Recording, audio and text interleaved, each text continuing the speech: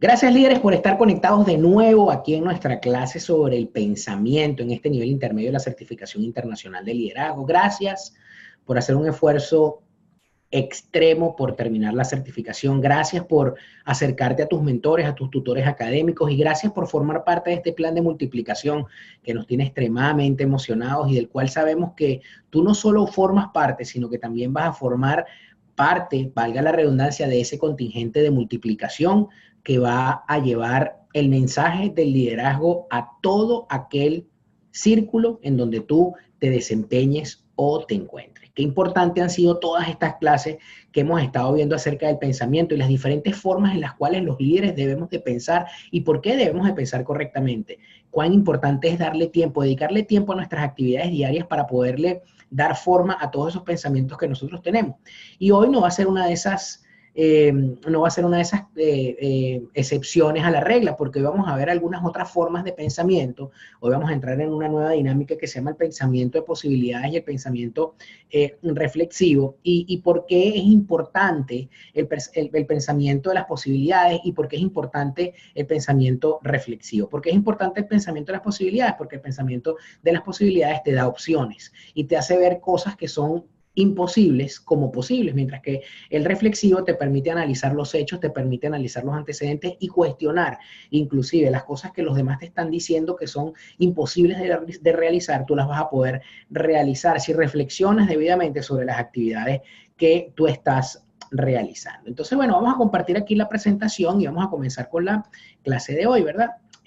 ¿Por qué es importante el pensamiento de las posibilidades? Bueno, los líderes adoptan el pensamiento de las posibilidades y ven las variables o las diferentes formas en las cuales las situaciones son dadas. Por eso es que los líderes no solamente hacen cosas con el pensamiento a priori, sino que se toman un tiempo y se detienen para razonar y para ver cuáles son las alternativas, las diferentes formas en las cuales pueden ejercer el liderazgo o pueden llevar a cabo su gran visión. En tu presentación tienes ahí que las personas o los líderes que adoptan el pensamiento de las posibilidades son capaces de lograr tareas que la mayoría de las personas consideran imposibles.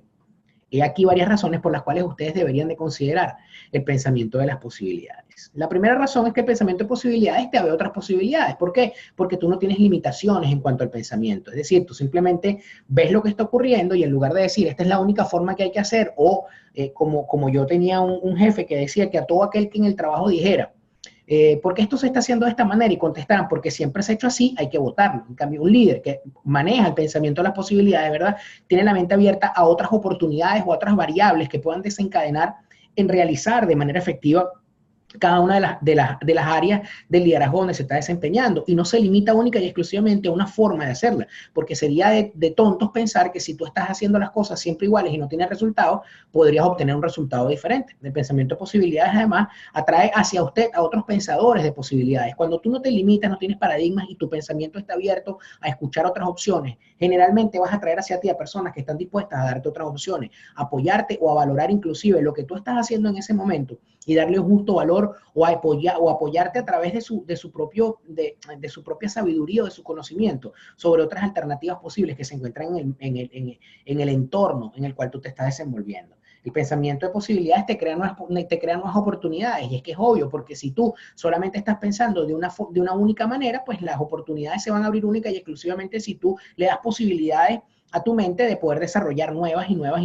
capacidades. El pensamiento de la posibilidad te da energía porque cuando tú piensas de una sola forma y tienes un paradigma en tu cabeza, tú lo que haces es que limitas de tal manera tu campo de acción que al final, al no obtener los resultados, terminas frustrado y terminas traumatizado. El pensamiento de las posibilidades evita que te des por vencido. ¿Por qué? Porque cuando ya tú crees que no hay salida, que no hay alternativa, que te encontraste ese muro de frente que no te deja avanzar, cuando tú miras hacia la derecha o miras hacia la izquierda, vas a tener un abanico de posibilidades o oportunidades que te van a permitir avanzar. El pensamiento de las posibilidades crea posibilidades para los demás. ¿Por qué? Porque las personas que están en tu círculo íntimo, las personas que están en tu entorno, van a sentir de manera segura que cada vez que se equivoquen o que produzcan algo que no genere los resultados debidos, ellos van a tener la oportunidad de ver otras posibilidades y les crea otro amplio espectro de posibilidades y de probabilidades, lo cual multiplica la capacidad del equipo para poderse desarrollar. Y el pensamiento de posibilidades te permite además tener grandes sueños, porque los grandes sueños no se construyen de una sola manera, ni se construyen construyen efectivamente con una sola propuesta, ni se construyen única y exclusivamente con una sola forma de ver las cosas, se construyen con varias variables, con varias alternativas, con varias posibilidades y de diferentes maneras que siempre conllevan al mismo lugar. Hay algunas que son más largas, otras que son más cortas, otras quizás llevan más planificación, otras llevan menos, otras son consecuencias las unas de las otras, pero en definitiva, ¿verdad? Para poder tener sueños grandes necesitas abrir tu mente a las posibilidades. ¿Qué significa abrir la mente a las posibilidades, verdad? ¿Cómo aprende una persona la destreza del pensamiento de las posibilidades? Bueno, aquí tienes algunas sugerencias que solamente voy a nombrar, porque explicarlas sería extremadamente redundante. Por la primera es, deje de centrar su atención en todas las cosas que pueden salir mal. El pesimista de nacimiento, el pesimista de oficio. Deje de pensar en todas las razones por las cuales no se puede hacer algo. El doctor no. No se puede porque, no se puede porque, no se puede porque, inclusive no se puede porque nunca nadie lo ha hecho. ¿Cuántas veces nosotros no hemos escuchado en nuestra vida que eso no se puede hacer porque nadie lo ha hecho, porque tú eres el primero? Aléjese de los pensadores negativos, evite a los expertos. ¿Y sabes qué significa evitar a los expertos? Evitar a los expertos significa que saques de tu círculo íntimo a los opinadores de oficio, a los que se supone que saben de todos y siempre dicen con su cara muy lavada, tengo una crítica constructiva que dar o tengo un aporte adicional que dar a lo que están oyendo. Olvídate de ellos, evítalo. Busca las posibilidades en cada situación, de cada situación individual, busca cuáles son las diferentes alternativas. Tienes que cuestionar el pensamiento tradicional. Si la tradición dice que eso es así, o la tradición familiar dice que es así, o la cultura dice que es así, y tú estás convencido de que tu visión está por encima de lo que está pasando en tu entorno, en tus circunstancias y en tu familia, cuestiona el pensamiento tradicional. Diga, hay una mejor manera para hacerlo, hay una mejor forma de llegar a donde tenemos que llegar, hay una mejor forma de construir el futuro. Encuentra inspiración entre los que alcanzan grandes logros y para eso vas a tener que dedicarte a leer, vas a tener que dedicarte a estudiar, vas a tener que dedicarte a prepararte, vas a tener que dedicarte a formarte de manera diferente a como te has estado formando, porque ellos van a ser motivo de inspiración única y exclusivamente si tú los conoces. Si tú no los conoces, si tú no contactas con ellos de alguna manera a través de videos, de libros, de conferencias o de como sea, tú nunca vas a poder realizar absolutamente nada que se parezca a lo que tú quieres que ellos modelen en ti. Entonces te va a tocar ser una esponja que absorba todo ese conocimiento y que de alguna manera tú puedas conectar con personas increíbles que tengan historias increíbles. Porque si nosotros solamente nos circunscribimos a las historias personales o solamente nos circunscribimos al momento en el cual nosotros estamos creyendo que somos los conocedores de la última y de la primera verdad en nuestras vidas, vamos a dañar o vamos a establecer topes en nuestro liderazgo. Aquí tenemos una pregunta de discusión. Quiero pedirle a tu facilitador que te ayude a responderla. Te voy a dar unos segundos nada más. ¿Cuál es su respuesta a esta afirmación? Vivimos todos bajo el mismo cielo, pero no todos vemos el mismo horizonte. Cuando ve el futuro de su ministerio, ¿qué es lo que ve? ¿Cómo aumentará su destreza como pensador de posibilidades? Te voy a regalar unos segundos ahí para que contestes junto con tu facilitador y ya nos vamos a volver a conectar. Qué bueno, líder, que ya respondiste tu pregunta. Qué bueno que ya sabes que todos vivimos bajo el mismo cielo, pero que no todos vemos el horizonte de la misma forma. Porque hay personas que ven el futuro de manera diferente a como tú lo ves. Y hoy quiero invitarte a que de alguna forma, aunque sepas que todos estamos viendo lo mismo, que todos estamos bajo el mismo techo, tú puedas mirar el horizonte de manera diferente y tengas una perspectiva clara de lo que significa el futuro. Miren este caso, qué maravilloso que está acá, y la Biblia siempre nos relata y nos trae personajes históricos maravillosos que nos explican algunas cosas, ¿no? Y aquí tenemos un estudio bíblico, ¿verdad? De unos personajes muy famosos que son los 12 espías que Moisés mandó a que conocieran a la tierra prometida cuando llegaron al Jordán, ¿verdad? Moisés envió, los voy a poner en contexto, Moisés envía, ya están salen de Egipto, llegan al borde del Jordán, y cuando llegan al borde del Jordán, ¿verdad? Él manda unos espías que les dice, vayan y inspeccionen la tierra, métanse por todas partes, busquen todo lo que haya que buscar, aprendan todo lo que haya que averiguar, vean cómo son las personas que están ahí y tráiganme el reporte detallado de las cosas que ustedes están viendo para ver si entramos o no entramos una vez. Ahora fíjense qué increíble y qué es lo que ocurrió, ¿verdad? Los 12 espías que se enviaron tenían cosas que eran semejantes, ¿verdad? Los 12 que enviaron eran líderes, es decir, no enviaron a 12 locos que estaban en la calle, eran líderes de las diferentes tribus, ¿verdad? Los 12 estaban conscientes de la promesa de Dios, es decir, que los 12 sabían que Dios les había prometido una tierra al pueblo de Israel y que a través de Moisés saliendo de Egipto iban rumbo a la tierra prometida, es decir, que no estaban engañados, tenían la perspectiva correcta, sabían lo que Dios había hablado, es decir, sabía para qué estaban ahí parados ahí. Y a los 12 se les dio exactamente la misma tarea. Es decir, a los 12 se les dijo, vayan, inspeccionen la tierra, cada uno en sus diferentes áreas y regresen con el reporte. ¿Qué ocurrió con los espías? 10 espías trajeron un reporte negativo y 2 trajeron un reporte positivo. ¿Ok? El reporte negativo fue, no, imagínate tú, en esa tierra viven gigantes, en esa tierra nos van a comer como pan, en esa tierra nos van a tragar, esa tierra es muy complicada, nosotros no estamos preparados numéricamente para acabar con esa tierra. Y empezaron aquellos 10 hombres a desanimarse los unos con los otros y a desanimar al pueblo. Y bueno, fue increíble lo que dijeron, lo que estaban llevando de reporte al pueblo, y eso hizo que desfalleciera el pueblo. ¿Qué ocurrió con Caleb y José? Caleb y Josué llevaron un reporte positivo, le dijeron, no, miren, en esa tierra fluye leche y miel, las uvas son de este tamaño, y los panales, y aquello es espectacular, si nosotros entramos no vamos a tener necesidad de nada, en ese hay ríos, y ellos vieron toda la parte positiva, solamente 2 y 12 fueron los que enviaron y 10 dieron el reporte negativo. Los 10 vieron problemas. Josué y Caleb dijeron, hay oportunidades, nosotros vamos a pelear contra esos tipos y los vamos a vencer. Los demás no lo creyeron. Los 10 vieron obstáculos, ellos dijeron, es imposible que conquistemos esa tierra. Josué y Caleb dijeron, claro que sí lo vamos a poder conquistar. Y los 10 vieron a Dios a la luz de sus propias circunstancias. Es decir, Dios les hizo una promesa a ellos que iban a atravesar el Jordán, que iban a llegar a la tierra prometida, pero ellos vieron a Dios o la promesa de Dios desde su propia perspectiva, sus propias circunstancias. Es decir, que su fe se limitó única y exclusivamente a un pensamiento racional y no a un pensamiento de posibilidades. Mientras que los otros vieron las circunstancias a la luz de Dios, es decir, Dios nos prometió esto, esta es la tierra que nos prometieron que le prometieron a nuestros ancestros, nosotros vamos a entrar para esta tierra, la vamos a conquistar. ¿Y qué ocurrió al final? No entraron. Producto de esos 10 espías, oigan qué terrible, producto de esos 10 espías que desalentaron al pueblo para entrar, es que el pueblo de Israel pasó 40 años en el desierto dando vueltas, 40 años dando vueltas para poder entrar a la tierra, y ni siquiera Moisés entró a la tierra. ¿Saben quiénes fueron los dos únicos que entraron? Caleb y Josué, que fueron los que dijeron, nosotros vimos la tierra y la vamos a conquistar.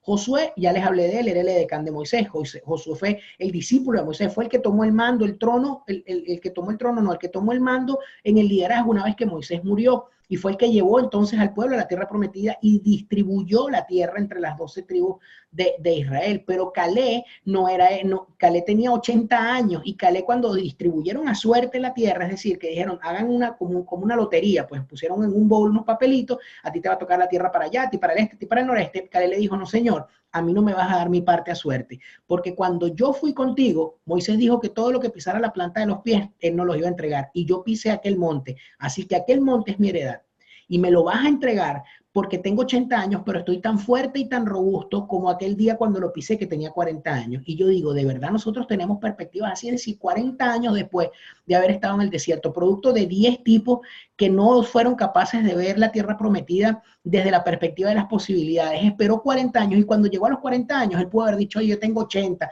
entrégame cualquier pedacito de tierra, ¿no? Él dijo, no, a mí me vas a dar mi monte, porque ese monte yo lo pisé, y tú estabas conmigo cuando Moisés nos lo prometió, así que a mí me vas a dar mi porción, y yo voy a sacar a esos tipos que están ahí, esos moradores, aunque sean gigantes, y nosotros los vamos a sacar, los vamos a hacer correr, porque esa es la tierra que a mí me prometieron. Y así fue que se hizo.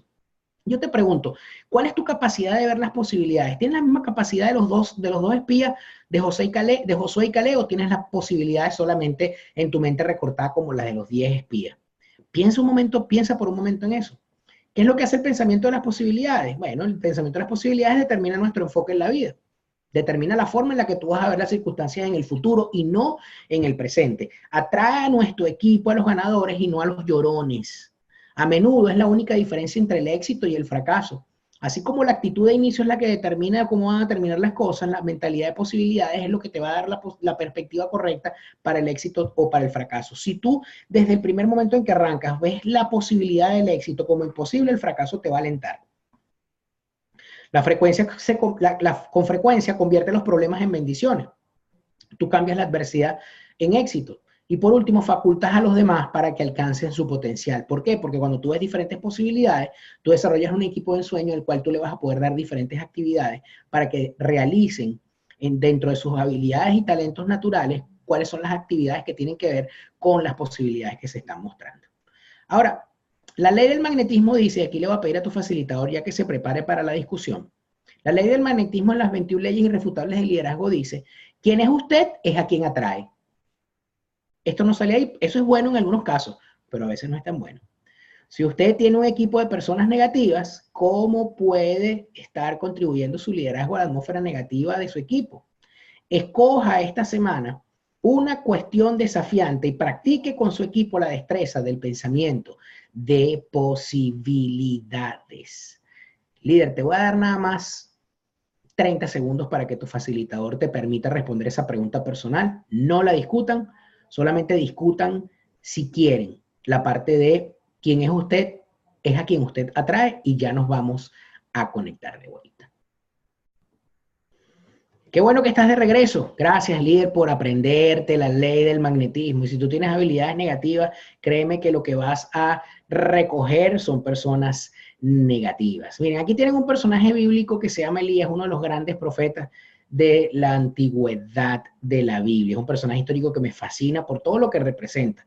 Y les voy a pedir, por favor, que ustedes en su casa se lean esa porción de la Biblia en Primera de Reyes 18, del 18 al 40. Es una historia increíble. Solamente les voy a poner el contexto de lo que ocurrió para que estén claros de lo que estamos hablando de pensamiento de posibilidades.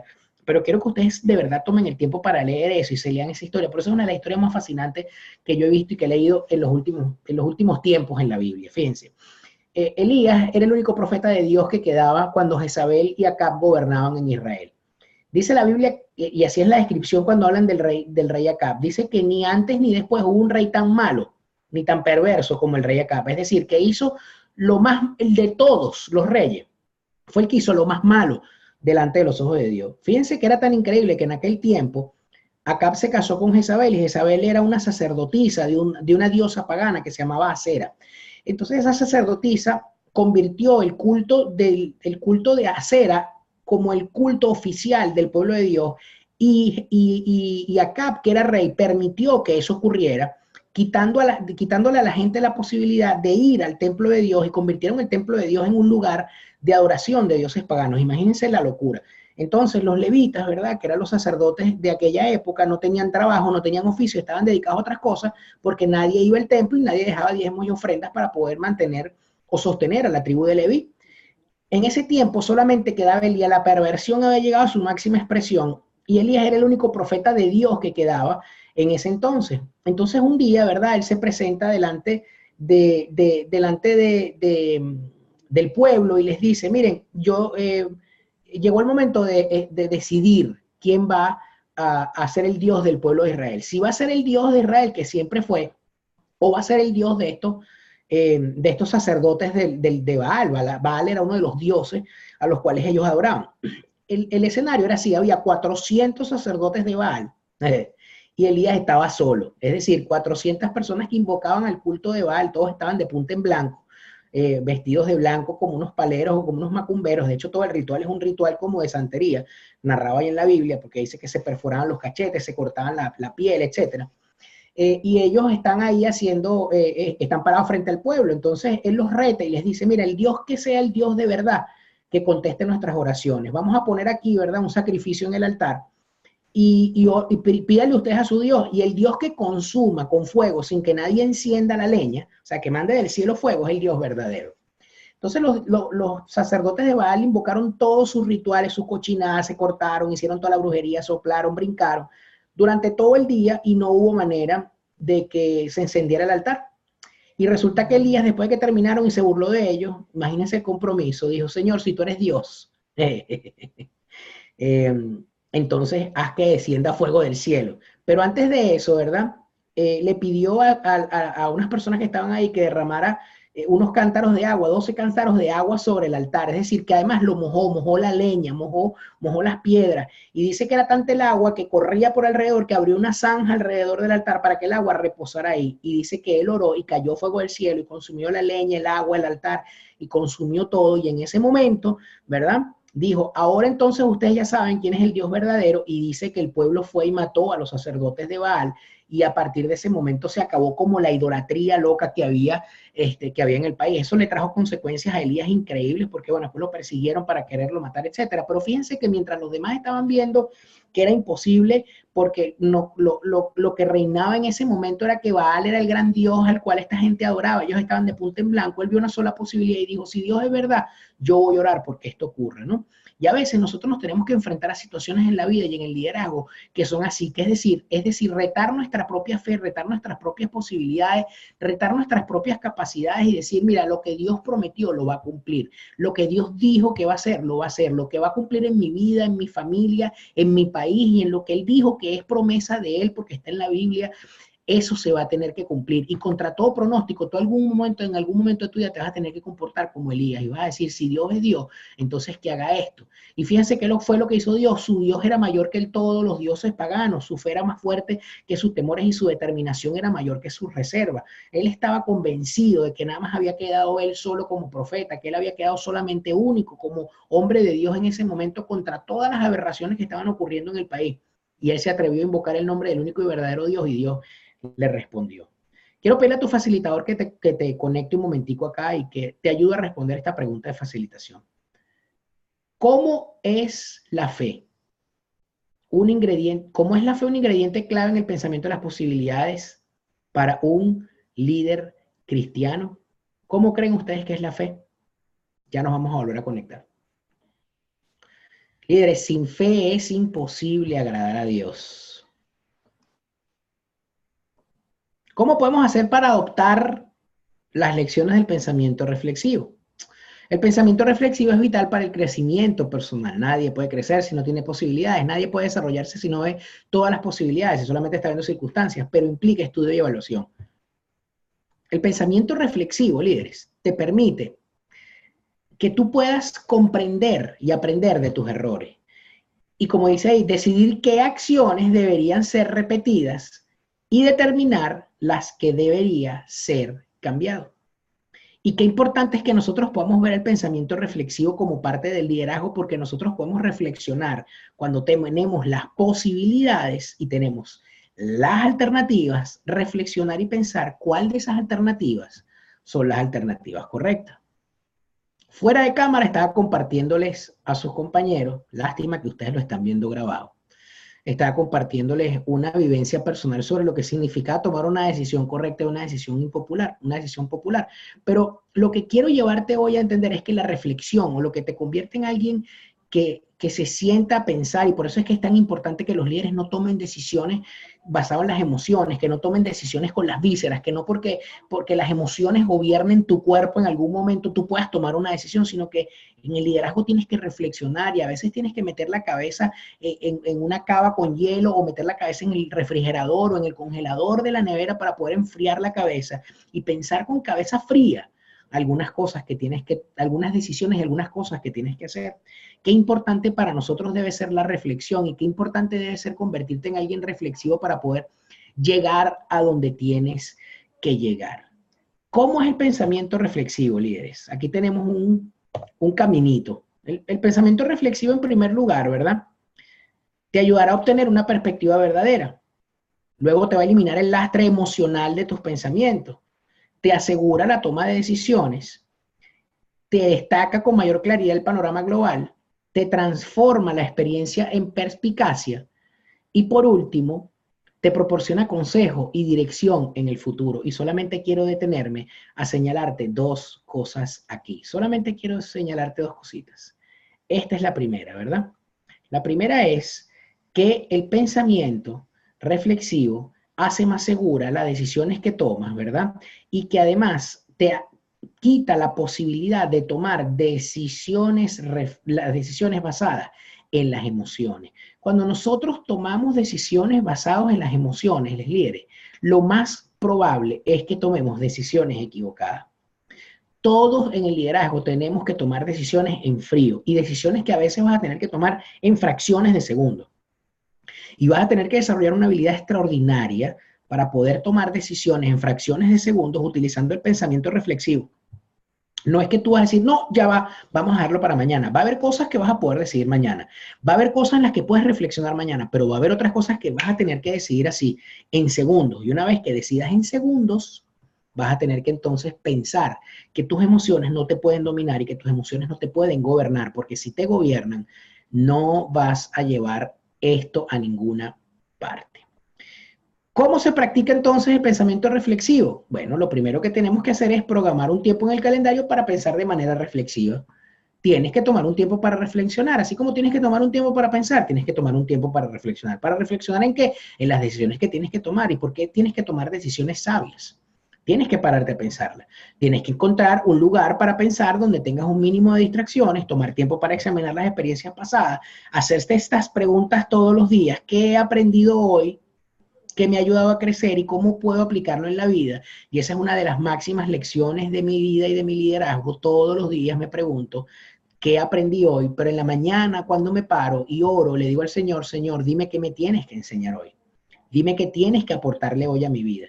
Inclusive le digo, quiero que me vayas enseñando los pequeños capítulos de este libro, de esta temporada que estoy viviendo, para que me expliques exactamente qué es lo que tengo que aprender. Porque cuando tienes un corazón dispuesto a aprender, líder, le haces perder menos tiempo a Dios para poderte entregar las cosas que te tiene que entregar. Entonces, si tú solamente estás pidiendo y no reflexionas en lo que tienes que aprender y no tienes un corazón dispuesto a aprender en la temporada que estás viviendo, lo que haces es que retrasas el proceso, porque todos, sin excepción, estamos viviendo un proceso. ¿Te recuerdas de la clase de la prueba de liderazgo? Qué bella es esa prueba, pero qué terrible es cuando tú sabes que vas a ser probado en todo. Si lo haces bien, si lo haces mal, si lo haces regular, si tus motivaciones son correctas, de cualquier manera Dios te va a probar.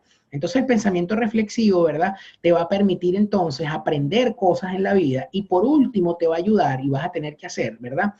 Vas a tener que poner tus pensamientos en acción. ¿Qué significa poner tus pensamientos en acción? Que de nada sirve que tú te preguntes qué aprendí hoy para crecer y cómo lo puedo aplicar en la vida si tú no haces absolutamente nada, sino que simplemente te quedas con el pensamiento, reflexionas y no lo pones en práctica. Y tenemos un caso bíblico, ¿verdad? Acerca de uno de los personajes maravillosos de la Biblia y se los voy a dejar para que ustedes reflexionen y lo lean. Ahí está el caso de Pedro, ¿ok? Fíjense qué importante todos estos tres escenarios que están ahí, ¿no? El apóstol Pedro era uno de los discípulos más terribles de Jesús.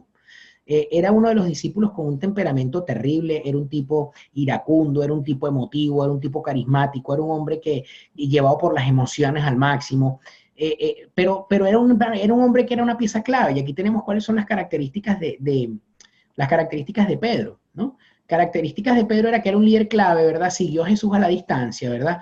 Se reunía con las personas equivocadas. Este es en el momento en el que él va a traicionar a Jesús, ¿verdad? Cuando a Jesús lo llevan para la cruz, él se llenó de temor, se llenó de miedo, aún sabiendo inclusive lo que Dios le había dicho y lo que Jesús le había dicho que él iba a hacer y que sobre él es que se iba a edificar el primer fundamento de la primera iglesia, ¿no?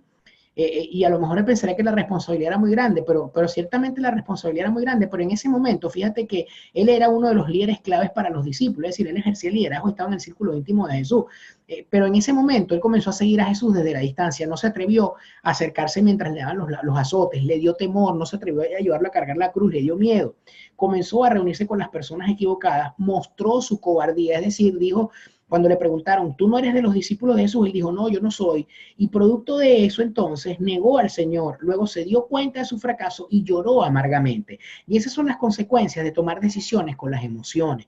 Porque él, guiado por el miedo, guiado por el temor, guiado por el mismo frenesí del momento que se estaba viviendo, por la circunstancia, no se detuvo a reflexionar que lo que estaba pasando era necesario que pasara, pero que además él tenía promesas suficientes de parte de Dios como para hacer lo que tenía que hacer. Entonces eso le costó en ese momento, cuando él se alejó de Jesús, cuando él comenzó a reunirse con las personas equivocadas, al final ya en el momento de la pasión de Cristo, él comete esa falla de carácter, ahí su carácter lo traiciona y él niega a Jesús 3 veces. Por supuesto, después que el gallo canta la tercera vez, él se recuerda que Jesús le dijo, antes de que cante el gallo 3 veces, me vas a negar, y dice que lloró amargamente. Pero fíjate después qué pasa. ¿verdad? Después de que pasa eso, dice que lloró amargamente. Él dice que lloró amargamente significa que se arrepintió de todo corazón de lo que había hecho. O sea, que él reflexiona en ese momento, en ese es su punto de inflexión, y él reflexiona sobre lo que había pasado en su vida. Él reflexiona diciendo, oye, ¿cómo es posible que yo haya decepcionado al maestro? ¿Cómo es posible que yo, verdad? Y pasó 3 días en ese predicamento, llorando y quejándose, inclusive. Pero al final de sus días, ya cuando ya Jesús estaba muerto, y él lo había negado, ¿qué fue lo que hizo Jesús? ¿Qué fue lo que hizo Pedro? Pedro fue directamente a la playa a pescar, es decir, él fue a la tumba, él salió corriendo a la tumba, no lo encontró, le dijeron que había resucitado, no lo vio, y él dijo, nada, Jesús está bravísimo conmigo porque yo lo negué 3 veces y se cumplió lo que había dicho. Y él se devuelve a la playa y se devuelve y busca su barca nuevamente y va a pescar. ¿Por qué? Porque él dice, bueno, como traicioné a Jesús, ya no voy a poder ser apóstol, ahora voy a tener que hacer lo que yo era antes de que Jesús me encontrara. Qué maravillosa esa escena cuando Jesús se le presenta en la playa, cuando se le presenta en la playa a Pedro. Y fíjense qué hace él va y corre a la tumba vacía, ¿verdad? Se encuentra con que no está en la tumba, él cree en la resurrección, pero dice, bueno, traicioné al maestro, no tengo la posibilidad de reencontrarme con él, va y se va a pescar, pesca de nuevo, lanza las redes, se le presenta a Jesús en la orilla y Jesús le dice, lanza las redes al otro lado. Le repite la escena exactamente como el mismo día en el que él lo encontró y él inmediatamente se acuerda de aquel día cuando Jesús le dijo aquello y dijo, maestro, eres tú, se lanza a la playa, le pide perdón y él le dice ahí donde le dice, Pedro, tú me amas, apacienta mis ovejas, Pedro, tú me amas, Pedro, tú me amas, y le dice 3 veces, Pedro, tú me amas. Y a partir de ese momento, producto de su reflexión profunda de 3 días, fíjense en lo que se convierte Pedro. Pedro se convierte entonces en el primer apóstol de verdad de Jesús. ¿Por qué? Porque él obedece al maestro, es bautizado con el Espíritu Santo, espera el día de Pentecostés, porque le dice, no salgan de aquí hasta que descienda sobre ustedes el Espíritu Santo.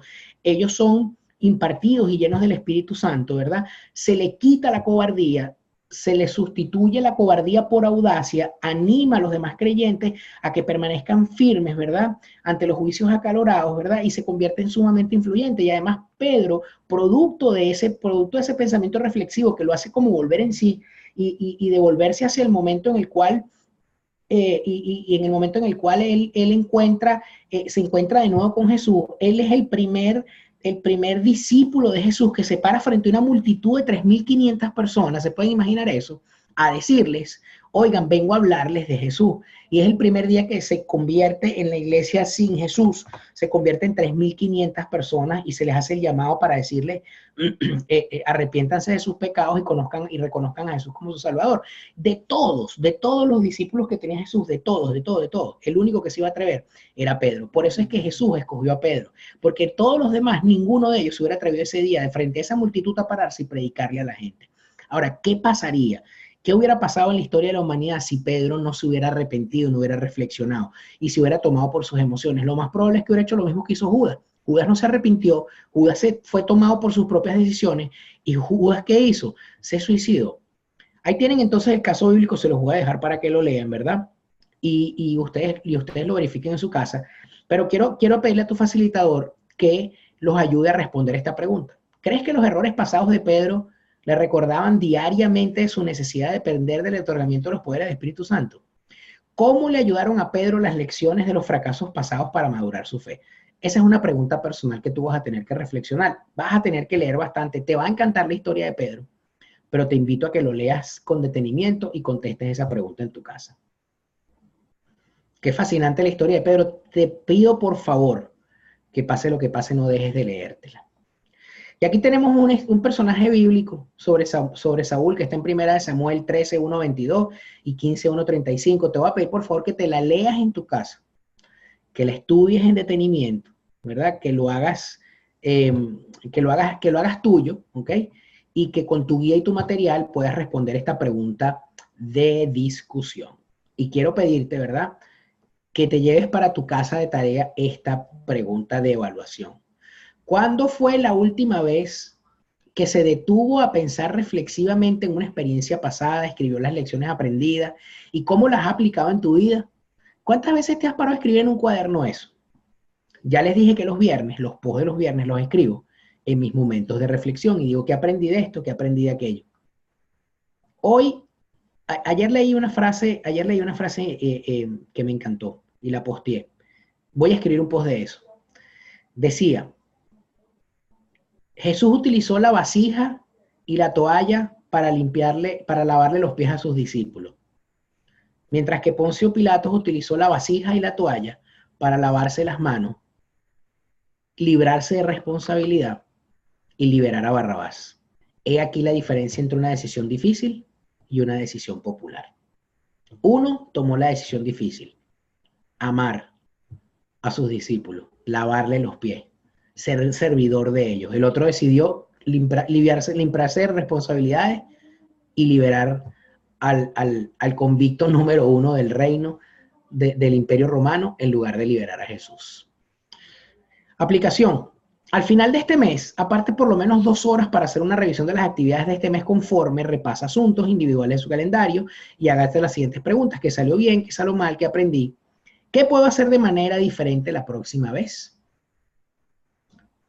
Gracias, líderes, por haberse conectado. Gracias por la oportunidad que me dan de abrirle este espacio del entendimiento para que podamos aprender juntos de liderazgo. Gracias por haberte conectado en tu computadora, en tu dispositivo móvil, en los salones de clase, y gracias por formar parte de este gran movimiento de multiplicación del liderazgo internacional que nace en Venezuela, pero que va a impactar naciones y que va a impactar vidas. No te vayas a mover de ahí, que ya vamos a continuar en la próxima clase sobre el pensamiento.